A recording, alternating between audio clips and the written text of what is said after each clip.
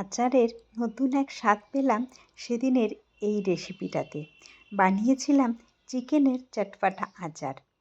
যেহেতু এটা চিকেন তাই হালকা হলেও ফ্রাই করে নিতে হবে, তাই তাতে নুন, হলুদ আর কাঁচা লঙ্কার সাথে আদা রসুনকে একসাথে পেস্ট করে নিয়ে সেটার 1 চামচ মিশিয়ে দিয়েছিলাম ছোট ছোট টুকরো করে রাখা চিকেনের মধ্যে। সেটা নিয়েছিলাম কিন্তু আমি বোনলেস চিকেন, যাকে আমি বাড়িতেই ছোট ছোট টুকরো করে নিয়েছিলাম। লঙ্কা, লেবু বা অন্য যে মিক্স ভেজ আচারগুলো পাওয়া যায় সেগুলো তো যা যা সবজি থাকে সেগুলো কাঁচাই খাওয়া যায়, তবে এটা তো যাবে না, তাই এই পদ্ধতি। এবার মশলাটা করে নেওয়ার পালা।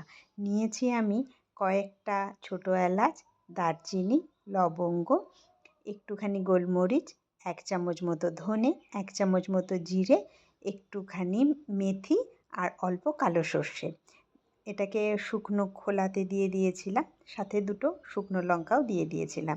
দিয়ে হালকা একটু ভেজে একটা প্লেটে রেখে দিয়েছি ঠান্ডা হওয়ার জন্য, তারপর ওটা গুঁড়ো করে নেব। কড়াইয়ে তেল দিয়ে এবার সেই ছোট ছোট চিকেনের পিসগুলো, যেগুলোকে মশলা মাখিয়ে রেখে দিয়েছিলাম, সেইগুলোকে এবার ভেজে নেব। ভেজে হালকা একটু ভাজা হয়ে যাওয়ার পরে তাতে দিলাম 1 চামচ মতো শুকনো লঙ্কার গুঁড়ো, আর যেই মশলাটা আমি করে রাখলাম সেই মশলাটা 2 চামচ মতো দিয়ে দিয়েছিলাম আমি। একটুখানি ছিল, সেটা আবার আমি রেখে দিয়েছিলাম। এবার লাল করে ভেজে নিয়ে কড়াই তারপরে বন্ধ করে দিলাম গ্যাসটা, দিয়ে দিলাম লেবুর রস, তারপরে সেটাকে একটা বাটিতে নামিয়ে রাখলাম।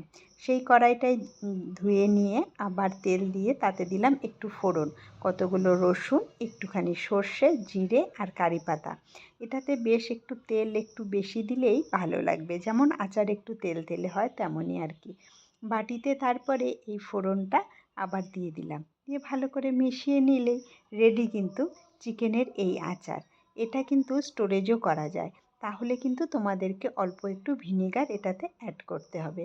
গরম গরম ভাতের সাথে এই টক ঝাল আচারটা খুব কিন্তু ভালো লাগার জিনিস। আমার কিন্তু বেশ ভালোই লেগেছিল।